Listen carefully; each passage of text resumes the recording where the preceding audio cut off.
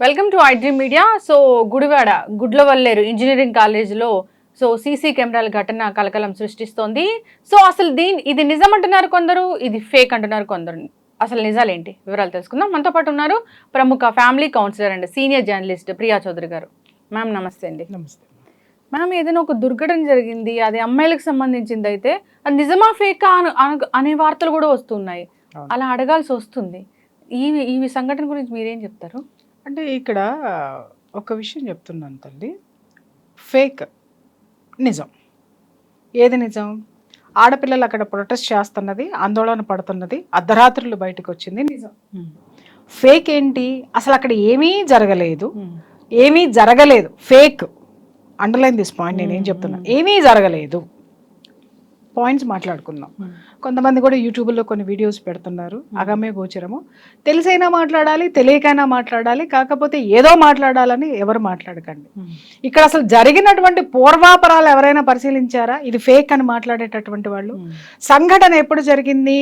ఈ సంఘటన విద్యార్థినులకు తెలిసిన తరువాత, వాళ్ళకి ప్రూఫ్లు కనపడిన తర్వాత, ప్రూఫ్లు అంటే వీడియోలు పోయి వీళ్ళు చూసుకోవడమో లేకపోతే ఇంకొకటో కాదు, మగ విద్యార్థులు ఎవరైతే ఉన్నారో వాళ్ళు టాపిక్ మాట్లాడుకుంటున్నారు. ఒరే మనం చూసిన వీడియోలో పిల్ల ఈ పిల్లే కదా, ఇవే హ్యాండ్స్ కదా, అవి కదా, ఇవి కదా అని చెప్పేసి కామెంట్స్ చేసుకుంటుంటే అక్కడి నుంచి మొదలైంది ఈ ముసలం అనేది.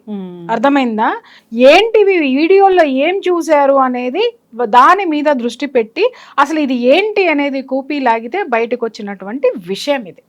బయటకు వచ్చినప్పుడు మొత్తం విద్యార్థినులందరూ కూడా ఏం చేశారంటే పోయి కాలేజ్ యాజమాన్యానికి వీళ్ళు రిపోర్ట్ చేశారు. ఫస్ట్ రిపోర్ట్ చేశారు, ఈ ఆందోళన రాత్రి జరిగింది కాదు. Underline this point. రాత్రికి రాత్రి పుట్టినటువంటిది కాదు. 1 వీక్ 10 days బ్యాకే ఇది జరుగుతుంది. 10 days గా జరుగుతుంది.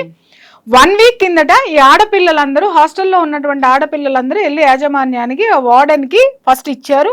వార్డెన్ యాజమాన్యానికి ఇచ్చింది. ఆ తర్వాత అక్కడ వీళ్ళని పిలిచి అడగడం జరిగింది. డిస్కషన్స్ జరుగుతున్నాయి. ఏమని జరుగుతున్నాయంటే, మేడం ఇది జరిగింది అని అంటే ఆధారాలు ఎక్కడున్నాయి అనగానే వీళ్ళు ఎవరెవరి దగ్గర వీడియోస్ ఉన్నాయో, ఎక్కడ వీడియోస్ ఉన్నాయో పేర్లతో సహా వీళ్ళు చెప్పారు. చెప్పిన తర్వాత ఓకే మేము ఎంక్వైరీ చేస్తాం, మేము కనుక్కుంటామని చెప్పి దాన్ని అలా వదిలేశారు. ఒక రోజు గడిచింది, 2వ రోజు గడిచింది, ఇది జరగలేదు అనేటటువంటి విషయాలు వీళ్ళు చెబుతున్నా జరిగినాయి అనేటటువంటి బలమైనటువంటి ఆధారాలు ఉన్నాయి. సాక్ష్యాలు అని అడుగుతున్నాను. అది కూడా నేను చెప్తా. ఏమయ్యా పెద్ద మనుషులు, వీడియోలు చేసే పెద్ద మనుషులు, సాక్ష్యాలు ఉన్నాయా అని మాట్లాడుతున్నారే. ఏ ఆడపిల్ల తన సాక్ష్యాన్ని బయట పెడుతుంది? అవునా? ఏ ఆడపిల్ల సాక్ష్యాన్ని బయటపెడుతుంది? ఇంకొకటి, సీసీ కెమెరాస్ అది సీక్రెట్ క్యామ్స్ పెట్టారట అని ఎప్పుడైతే ఇచ్చారో ఆడపిల్లలు పోయి ఎత్తుకునేటటువంటి నాలెడ్జ్ ఎక్కడ ఉంటుంది? ముందు కంగారు వస్తుంది, భయం వస్తుంది. పోయి బాత్రూమ్లు ఎత్తుకరు, ఫస్ట్ వెళ్ళి కంప్లైంట్ చేస్తారు. కంప్లైంట్ చేయగానే వీళ్ళని హిడెన్ పెట్టేసేసి ఇమ్మీడియట్గా సాక్ష్యాధారాలు మొత్తము అక్కడి నుంచి క్లియర్ చేసేటటువంటి ఆ యొక్క కెపాసిటీ యాజమాన్యానికి ఉండదా? ఇది వారం రోజుల నుంచి నడుస్తుంది. రాత్రికి రాత్రి పుట్టలేదు. ఆ తర్వాత ఏమైనాయి అంటే, వీళ్ళు ఎవరెవరి పేర్లు అయితే చెప్పారో, ఎక్కడ వీడియోలు అయితే ఉన్నాయో, ఎవరి పేరు బయటకు వచ్చిందో అక్కడ వాడికి సంబంధించిన మొత్తం ఉప్పందించేసి మొత్తం డిలీట్ చేయించేశారు. ఇది జరిగినటువంటి విషయము. డిలీట్ చేపించేసేసిన తర్వాత వీళ్ళకి ఆందోళన పెరిగిపోయి వీళ్ళు ఏ చర్యలు తీసుకోవట్లేదు.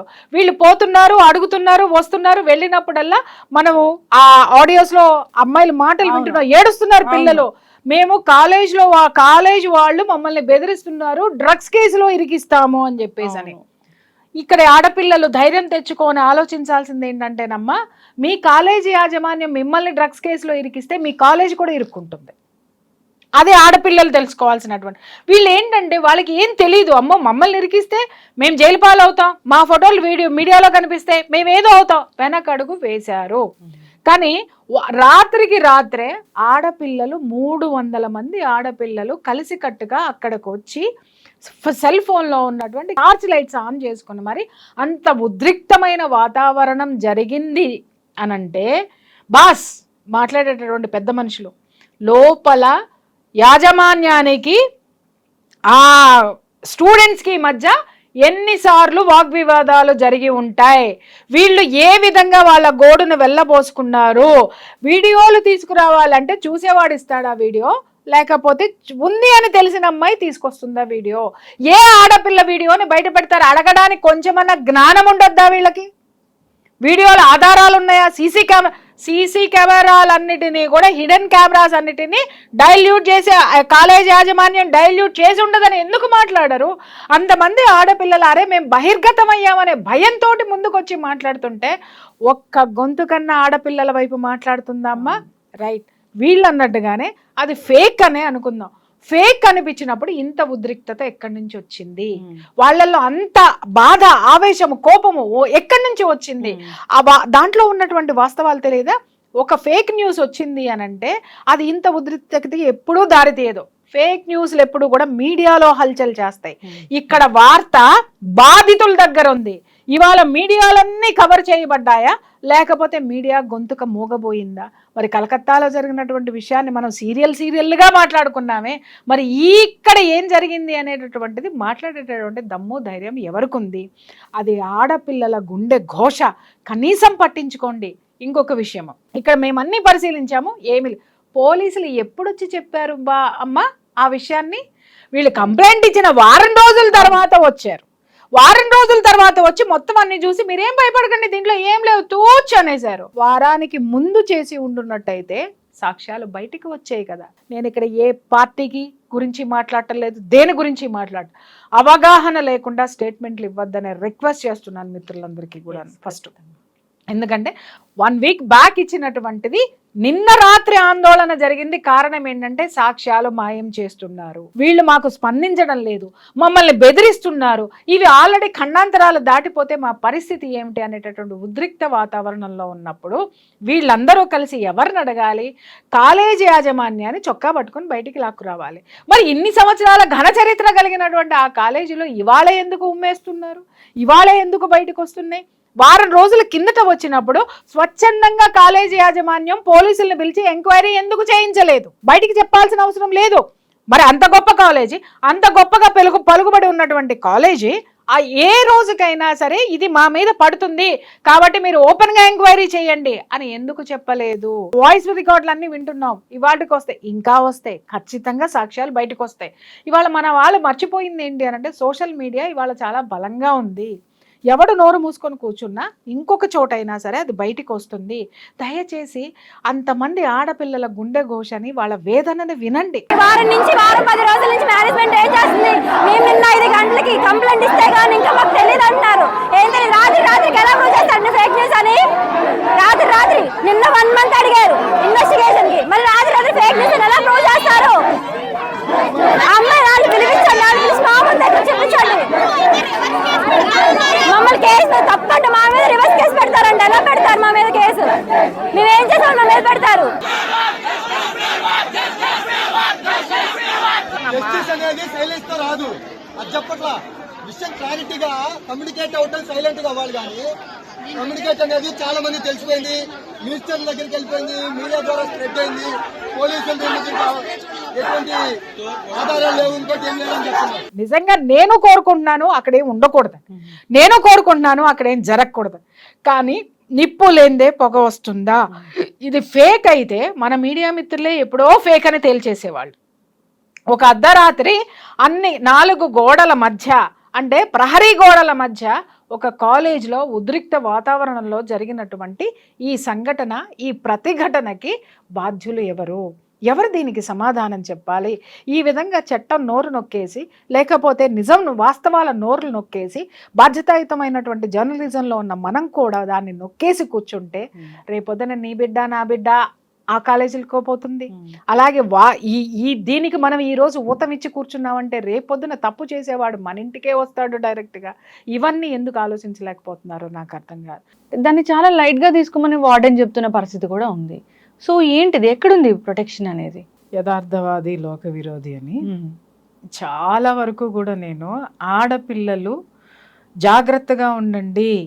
ఎందుకు జాగ్రత్తగా ఉండాలో కూడా నేను చెప్తూ వస్తూనే ఉన్నాను ఎప్పుడు కూడా. చాలా మంది నాకు చూసిన వాళ్ళు చాలా మంది చెప్తారు, మేడం మీరు ఉన్నది ఉన్నట్టు చెప్తారు మేడం, మీరంటే ఆడపిల్లలకి ఇష్టం ఉండదు, మీరంటే ఆడపిల్లలు అంత లైక్ చేయరు. లైక్ చెయ్యమని నేను అడగల, వాళ్ళకి ఏ ప్రమాదాలు వస్తున్నాయో నేను ఎప్పటికప్పుడు హెచ్చరిస్తున్నా. దాన్ని తీసుకోకపోతే జరిగేటటువంటి అనర్థాలు ఇలాగే ఉంటాయి. వాళ్ళు లైక్ చేసినా లైక్ చేయకపోయినా నాకు పెరిగే ఆస్తులు లేవు, తరిగే ఆస్తులు లేవు. కానీ నేను చెప్పే విషయాలు పట్టించుకోకపోతే మాత్రం నష్టపోయేది మాత్రం ఆడపిల్లలే. నిజంగా చెప్తున్నాను కదా. ఎందుకు అనంటే ఎన్నోసార్లు చెప్పాను నేను. ఇవాళ నిన్నగాక మొన్న ఒక్కటే సూత్రం అమ్మ. ఇక్కడ వచ్చేటటువంటి ఒక పెద్ద దరిద్రం ఏంటి అనంటే ఈ ఓయో రూములకి తలుపులు బార్లా తెరిసి అవతల పారేశారు. ఈ ఓయో రూములకి ఓయో అనేవాడు ఎవడు, అసలు ఎక్కడి నుంచి వచ్చాడు, అసలు వీడు ప్రతి ఒక్క హోటల్ని ప్రతి ఒక్క చోటుని, ఇంకా చెప్పాలంటే ఇప్పుడంటే అపార్ట్మెంట్లు కూడానంట వాడే తీసేసుకొని అనైతికమైనటువంటి చర్యలకి వాడు పాల్పడుతుంటే చట్టం ఏమి చెయ్యట్లా. చట్టం పక్కన పెట్టండి, ఎందుకంటే చట్టం అకార్డింగ్ టు లా పనిచేస్తుంది. సమాజానికి ఏ విధమైనటువంటి భయంకరమైనటువంటి విపత్తులు ఎదుర్కొంటున్నారు. ఇదే ఓయూ రూముల విచ్చలవిడితనంతో ఎన్ని సంసారాలు సుప్రీంకోర్టు తీర్పిచ్చిందనే ఒక దగుల్బాజీ మాటతోటి ప్రతి ఒక్కడు పెళ్ళాన్ని వదిలేసేసి ఇంకొక ఆడదానితో తిరిగి ఏం పిక్కుంటావో పిక్కు అంటున్నాడు. ప్రతి ఒక్కటి మొగుడిని వదిలేసి నాకు ఆల్రెడీ నాకు హక్కు ఉంది, ఇంకొకరితో తిరిగేటటువంటి హక్కు ఉంది, ఏం పిక్కుంటావో పిక్కోండి పోండి అని సంసారాన్ని పిల్లల్ని వదిలేసి ఒక శారీరక సుఖాలకి కక్కుర్తపడి సంసారాలని కుటుంబ వ్యవస్థని నాశనం చేస్తున్నటువంటి పరిస్థితులు ఇవాళ ఉన్నాయి. అవన్నీ పక్కన పెడితే ఇవాళ ఓయూ రూమ్ లో నేను చాలా సార్లు చెప్పాను, 14 సంవత్సరాల ఆడపిల్లల దగ్గర నుంచి ఓయో రూములకు వెళ్తున్నారు. ఓయో రూముల్లో ఇవన్నీ జరుగుతున్నాయి. ఈ రోజు ప్రతి ఒక్కడు నాకు డబ్బు వస్తే చాలు, సమాజం ఎట్లా పోతే ఏంటి, ఎవడెట్లా పోతే ఏంటి అనుకుంటున్నారు.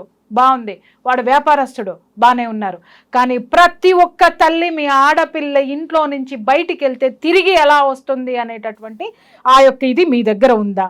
ఇంకొక మాట, అసలు నేను ఇవాళ జరిగినటువంటి పరిస్థితి చూస్తే లక్ష్మి, ప్రతి ఒక్క ఆడపిల్ల సెల్ ఫోన్ లో GPS పెట్టాల్సినటువంటి అవసరం ఉంది. 100%. ఆ పిల్లలు ఎక్కడికి వెళ్తున్నారు, ఎక్కడుంటున్నారు, ఏం చేస్తున్నారు. ఈ కాలేజీ దగ్గరకు వస్తే అమ్మాయి చాలా పెద్ద పొలిటీషియన్ కూతురు, ఆ పొలిటీషియన్ బెదిరించాడు, కాలేజ్ బయటికి రావద్దు, మా అమ్మాయి పేరు బయటికి రావద్దు, వచ్చిందంటే డ్రగ్స్ కేసులో ఇరికిచ్చేసి ఇంట్రాగేషన్ చేసి మిమ్మల్ని సావగొట్టేస్తాను అని చెప్పేసి అని.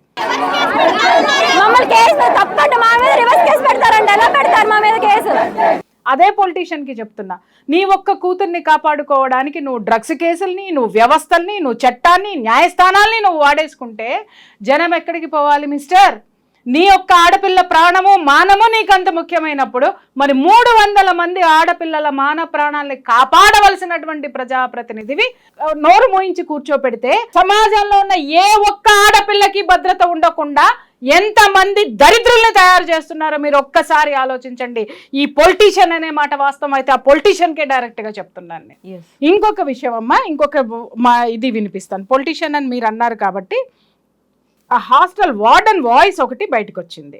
దాంట్లో ఏం మాట్లాడుతుంది హాస్టల్ మేడం, అసలు మీరు ఆడవారేనా ఏమ్మా, ఒక అమ్మాయినా, ఒక బాధ్యతాయుతమైన వార్డెన్ అంటే అర్థం ఏంటండి? మిమ్మల్ని కాపలాగా పెట్టారు, వాళ్ళ యొక్క బాధ్యతలు చూసుకోమని చెప్పారు, వాళ్ళ యొక్క రక్షణ యొక్క బాధ్యత మీ మీద ఉంది. వాళ్ళని చదివించడం, వాళ్ళ ఏమున్నా వాళ్ళని కాపాడటం, వాళ్ళని చూడడం అనేది ఓకే. అవన్నీ పక్కన పెట్టేసి ఆడపిల్లలు వచ్చి మీ దగ్గరకు వస్తే మీరు మాట్లాడిన మాటలు ఏంటి అందరికీ వినిపిస్తాను నేను ఒక్కసారి. సైలెంట్గా అసలు ఏంటనేది తెలుసుకుని దాన్ని రెక్టిఫై చేసుకోవాలా, అల్లరి చేసుకోవాలా? ఫస్ట్ విషయం చెప్పండి నాకు. ఎందుకు అల్లరగా చేస్తున్నారు? ఇప్పుడు 2, 3, 4 సైలెంట్గా వచ్చి చెప్పడం, దానికి ఏదో సొల్యూషను, అదేంటో రైట్ ఆర్ రాంగ్ అనేది చేసుకోవడంలో తప్పలేదు. కానీ ఎందుకు అల్లరి చేస్తున్నారు? అలా అలా అలా అలా ఇంకా అసలు మన మీద మనం పొరత చదువుకున్నట్టేగా. అసలు ఆవిడ ఏం మాట్లాడింది విన్నారా? ఏమంది దాంట్లో? మనం ఎందుకు 2, 3 వచ్చి చెబితే సరిపోతుంది కదా, గొడవ చేసుకోవడం ఎందుకన్నావు మేడం? గొడవ చేసుకోవడం ఎందుకంటే ఇది కుటుంబంలో భార్యాభర్తలు తగువ కాదండి బయట పెట్టుకున్నది, లేదా అన్నా చెల్లెలు కొట్లాడుకున్నది కాదు మేడం.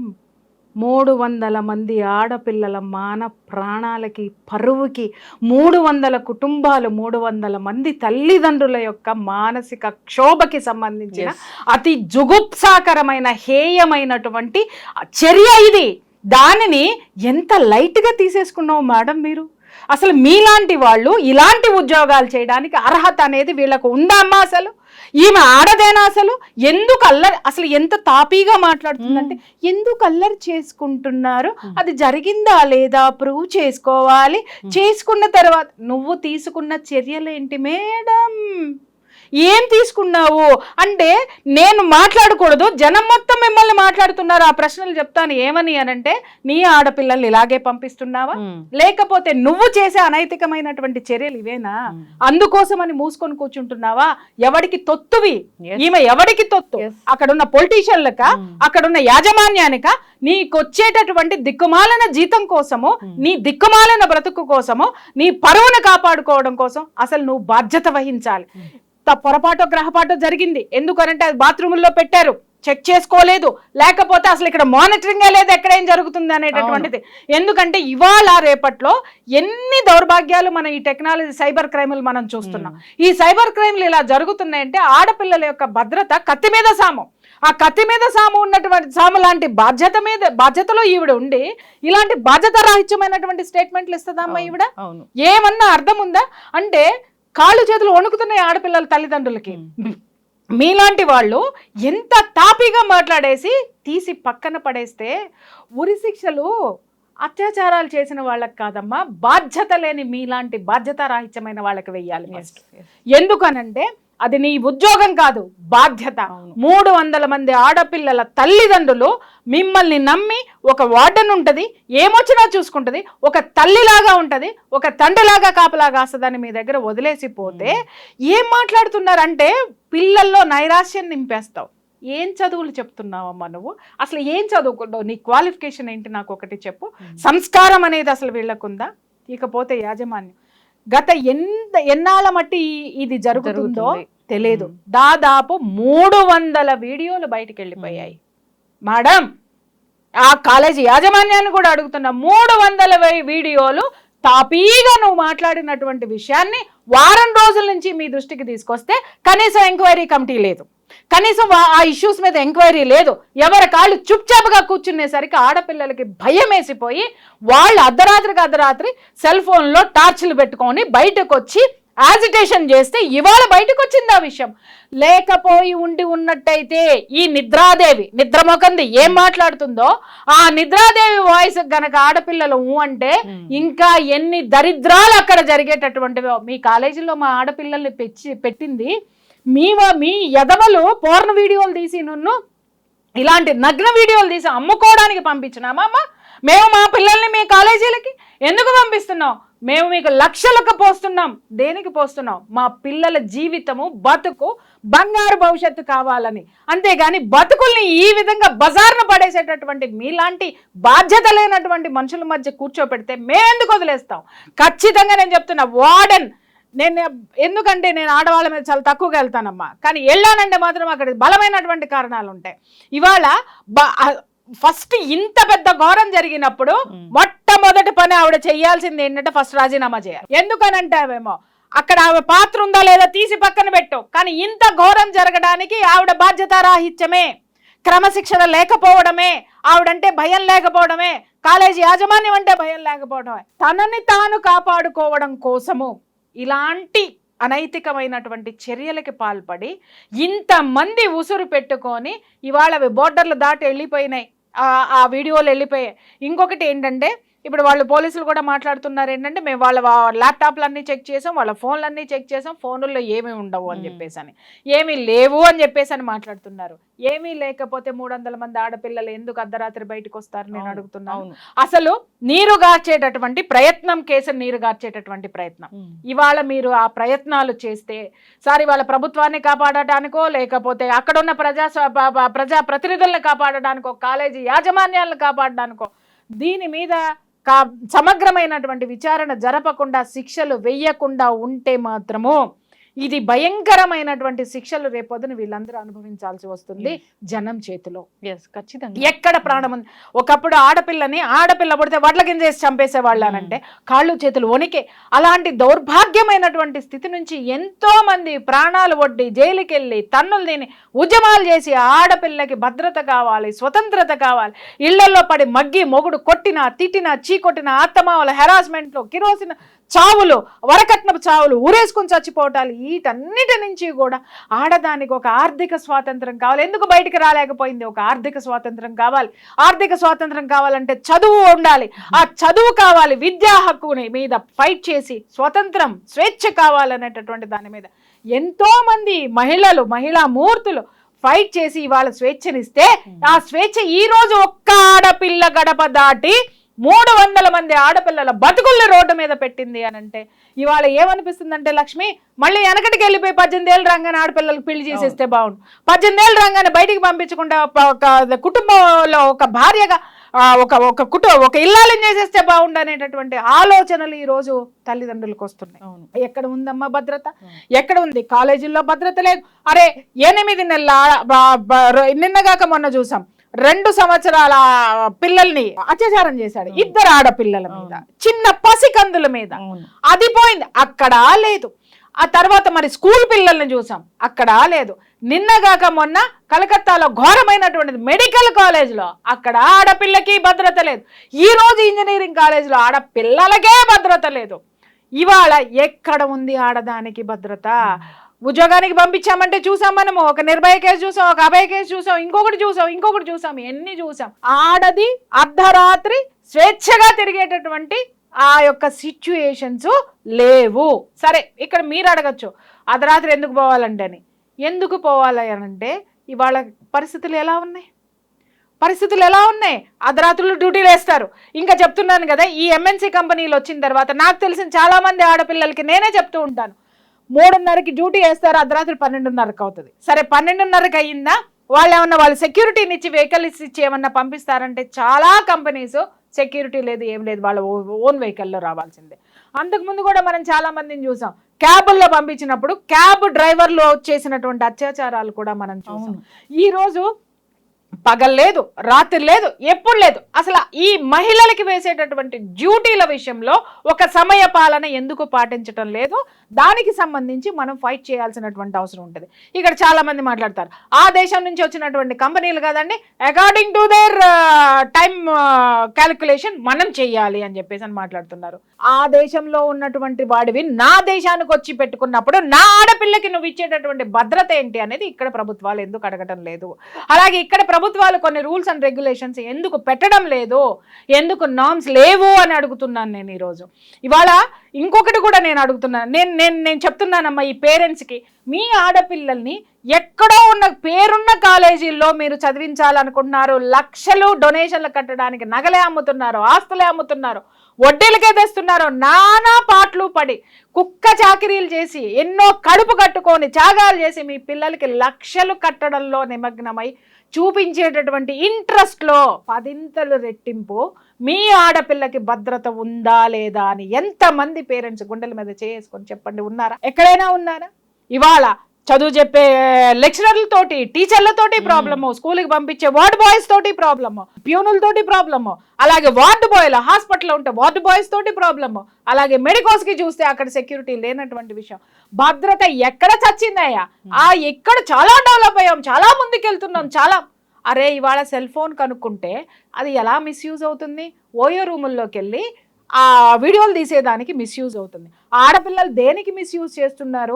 అమ్మ జ్ఞానం తెచ్చుకో, నీకు ఏదైనా సబ్జెక్ట్ తెలియదు ఉంటే ఇంటర్నెట్లో చూసుకొని చదువుకోమా అనే పేరెంట్స్ పంపిస్తే బాయ్ ఫ్రెండ్లతోటి చాటింగ్లు చేయడానికి దాన్ని ఉపయోగిస్తున్నారు అర్ధరాత్రులు. అలాగే మగపిల్లలకి ఇచ్చి ఒరే ఉపయోగించుకోరంటే వాడేం చేస్తున్నాడు, హాయ్ బేబీ బాగున్నావా అని చెప్పేసి అని ఇంకొక దాన్ని గెలికేటటువంటి రెచ్చగొట్టేటటువంటి ప్రయత్నాల్లో వీళ్ళు ఉన్నారు.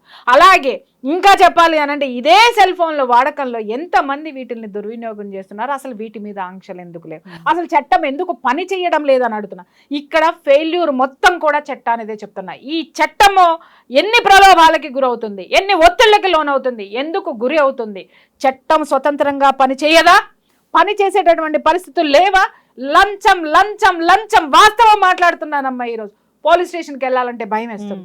పోలీస్ స్టేషన్కి వెళ్తే నిన్ను నన్ను ఎవడు పట్టించుకోడు. జేబులో చేయి పెడితే అప్పుడు జేబు బరువుగా ఉంటే ఉన్నవాడికి మాత్రమే న్యాయం జరుగుతుందని చెప్పిన వాళ్ళు ఎంతమంది ఉన్నారో నా దగ్గర నాకు తెలుసు. మేము వెళ్ళినా కూడా ఇలా చేతులు కట్టుకొని నిలబడాల్సినటువంటి పరిస్థితులు నేను ఎన్నిటినో చూశాను.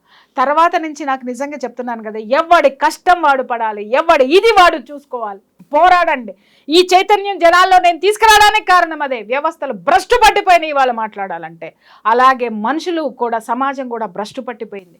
ఆలోచన లేవు. నీ బిడ్డను చదివించేటటువంటి కాలేజీలో ఎలాంటి సెక్యూరిటీ ఉందని లేదు. అలాగే అక్కడ ఏదన్నా తప్పు జరిగింది అని అంటే నీ బిడ్డ నీకు ధైర్యంగా చెప్పేటటువంటి స్వతంత్రతని ఆ బిడ్డకి ఆ ధైర్యాన్ని నువ్వు ఇవ్వడం లేదు. అలాగే ఇంకొక విషయం ఏంటంటే, ప్రతి ఒక్క తల్లిదండ్రులు ఆడపిల్లకి సెల్ ఫోన్ ఇచ్చేటప్పుడు ఒక్క వార్నింగ్ ఎందుకు ఇవ్వరు? ఈ సెల్ ఫోన్ ద్వారా నీ భవిష్యత్తును ఏదో విధంగా మిస్యూజ్ చేసుకున్నా పగిలిపోద్ది అని చెప్పేసినటువంటి భయము ఆడపిల్లల్లో ఈ రోజు లేదు. ఎట్లా పడితే అట్లా ఆడపిల్లలు మాట్లాడడం నేర్చుకున్నారు. నాకు అర్థం కాక అడిగితే ఆడపిల్లలు అందరూ హక్కుల గురించి మాట్లాడేస్తారు. వాళ్ళకి ఏ హక్కులు ఉన్నాయో మాట్లాడతారు. సామాజిక బాధ్యత లేదు వీళ్ళకి. తల్లిదండ్రుల మీద చూసుకోవాల్సిన బాధ్యత లేదు వీళ్ళకి. తల్లిదండ్రులు ఏ కష్టపడి చదువులు చదివిస్తున్నారో వాటిని మర్యాదపూర్వకంగా వాటిని అందిపుచ్చుకొని వాటిని కంప్లీట్ చేసుకుని ఒక బాధ్యతాయుతమైన సిటిజన్గా ఎదగాలనేటువంటి బాధ్యతలు మాత్రం మాట్లాడరు. వీళ్ళకి ఏం కావాలో మాత్రం మాట్లాడతారు. నీకు ఇచ్చేటండి ఒక కాలేజ్కి నువ్వు వెళ్ళడానికి నీకు సర్వీస్ చేసేటటువంటి ఒక బస్సులో ఎక్కావు, ఒక ట్రైన్లో ఎక్కావు, దాన్ని మెయింటైన్ చేసేటటువంటి ప్రభుత్వానికి కానీ ఆ సిస్టమ్కి కానీ నువ్వు ఇచ్చిన మర్యాద ఏంటి? అలాగే నువ్వు అనుభవిస్తున్నవి చాలా వరకు గవర్నమెంట్ ఇస్తుంది. గవర్నమెంట్ ఎవరి ద్వారా ఇస్తుంది? సమాజంలో నీలాంటి వాళ్ళు నాలాంటి వాళ్ళు కట్టే ట్యాక్సుల ద్వారా నువ్వు అన్ని బెనిఫిట్స్ పొందుతున్నావు. అమ్మా ఆడపిల్లలు, మీరు చదివేటటువంటి చదువుల్లో అన్ని మీరు లక్షలు ఖర్చు పెడితే వచ్చే కాదు. మాలాంటి వాళ్ళము ప్రతి మానవుడు కింద ఉన్నటువంటి కామన్ మ్యాన్ కూడా పప్పులు ఉప్పులు కట్టినటువంటి ట్యాక్సులతోటే మీరు బతుకుతున్నారు. ఫీజు రీఎంబర్స్మెంట్ ఎవరి జేబుల్లో నుంచి వస్తుందమ్మా? ఈ ఆడపిల్లల్ని మగపిల్లల్ని నేను అడుగుతున్నాను. మళ్ళంటే ట్యాక్సులు కట్టబట్టి కాదా? సామాన్యుడు ఉప్పు పప్పు మీద వేసుకునే పన్నులు కాదా? సెల్ ఫోన్ రీఛార్జ్ ఎంత పెరిగింది? అలాగే డేటా ఎంత పెరిగింది? ఛార్జెస్ ఎంత పెరిగినాయి? ఇవన్నీ ఎవరి ద్వారా వస్తున్నాయి? మిమ్మల్ని పోషించడానికి, మీకు చదువులు చెప్పడానికి మేమందరం కష్టపడుతుంటే సమాజం ఎవరికి కావాలి అని మాట్లాడుతున్నారు. కొట్టాలి ఒక్కొక్క పిల్లోని కూడా. సమాజం ఏంటి అని మాట్లాడితే సమాజాన్ని ఇలా మాట్లాడి కదా భ్రష్టు పట్టింది. దిక్కుమాలి అరే ఊరే తురే అరేటటువంటి వీడియోలన్నిటిని యూట్యూబ్ల మీద ఎందుకు పడరు? యూట్యూబ్కి రిపోర్ట్ ఎందుకు ఇవ్వరు? ఇది సమాజాన్ని భ్రష్టు పట్టిస్తుందని. ఎవడికాడు వ్యూస్ వస్తున్నాయి, నాకు డబ్బులు వస్తున్నాయి.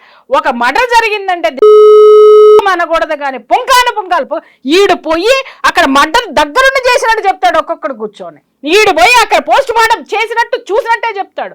ఇంకొకటి ఈడు పోయి అక్కడ కూర్చొని ఆ కేసు వాడే వాదించినట్టు చెప్పేస్తా ఉంటాడు. ఎప్పుడు చెప్తారమ్మా?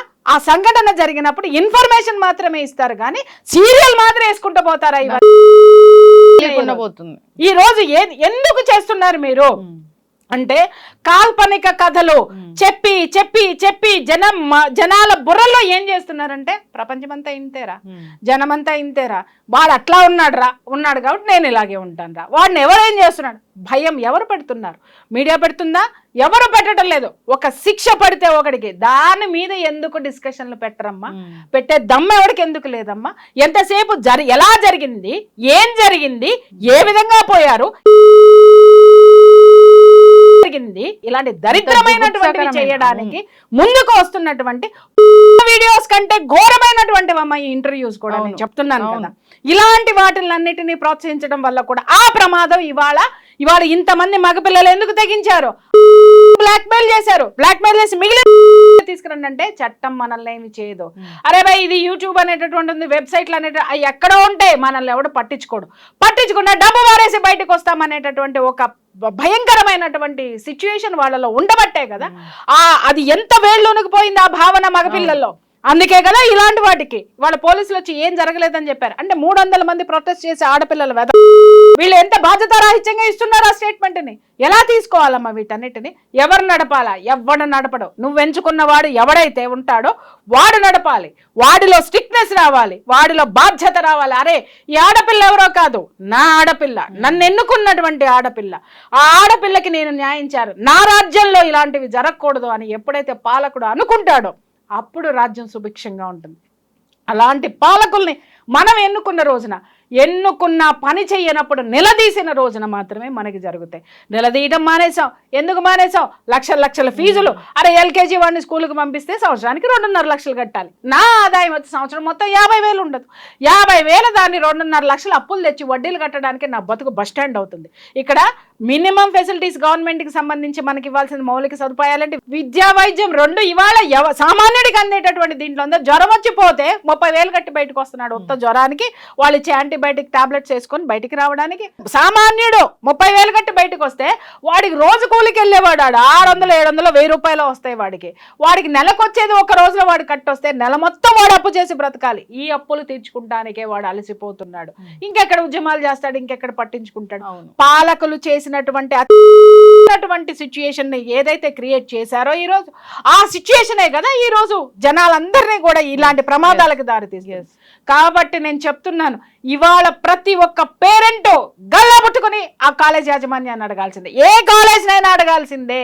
ఇవాళ చూడండి, మొన్న చాలా తెలుగు తీసి అవతల పడేశారు కలకత్తాకి సంబంధించినటువంటి దీంట్లో. ప్రజల యొక్క చైతన్యము ఇవాళ ప్రభుత్వాన్ని పరిస్థితిలో, ప్రమాదకర పరిస్థితుల్లో ఉంది. అలాగే దాన్ని వాదించేటటువంటి లాయర్ కి కూడా అతను ఏం చేశాడో అని చెప్పి మూలాల వరకు ఎత్తుకెళ్ళి ఆ పర్సన్ ఎవడైతే ద గ్రేట్ లాయర్ కేసుకి ఒక వాయిదాకి 16 లక్షల నుంచి 20 లక్షలు తీసుకుంటాడంట. అలాంటి వాడిని కూడా పక్కన కూర్చోబెట్టేటటువంటి ఉధృతి ఈ రోజు కొనసాగుతుంది. కాబట్టి ఎవడో కూడా నేను తోపు అని కూర్చుంటే నీ టైం నడిచినంత వరకే తోపు ఉంటుంది. ఎప్పుడైతే నువ్వు అణగారిపోయి ఉంటావో ఖచ్చితంగా వేటు పడుతుంది. ఇప్పుడే చెప్తున్నాను, వయసులో ఉన్నప్పుడే మంచి పనులు చేయి, మంచి దారిలో చదువు, చివరి రోజుల్లో అద్భుతంగా నీకు గడుస్తుంది. వయసులో ఉన్నప్పుడు నీ దిక్కుమాలినతనాలన్నీ చేస్తే చివరి రోజుల్లో ఖచ్చితంగా ప్రకృతి పంజా విసిరితే ఎందుకు పనికిరావు. అది గుర్తుపెట్టుకోవాలి. ప్రతి కాలేజీలో కూడా భద్రత అనేది ఉండాలి. దీని మీద ఖచ్చితంగా ఫోకస్ అనేది పెట్టాలి. ఒక ప్రోటోకాల్ ఉండాలి. అసలు ఏం జరుగుతుంది అనేది డైలీ రిపోర్ట్ అనేది తీసుకోవాలి. అందరూ కూడా జాగ్రత్తగా బాధ్యతగా ఉండాలి. అక్కడ ఆడపిల్లలు చదువుకుంటున్నారంటే ఎక్కడి నుంచో వచ్చి చదువుకుంటున్నారు అనుకోకూడదు. మన ఇంటి ఆడపిల్లలు అక్కడ ఉన్నట్లు ఫీల్ అవ్వాల్సిందే. సో దీని గురించి ప్రభుత్వాలు ఖచ్చితంగా ఆలోచించాలి, తగిన చర్యలు కూడా తీసుకోవాలని కోరుకుందాం. సో చాలా చక్కగా చెప్పారండి. ధన్యవాదాలు. Thank you.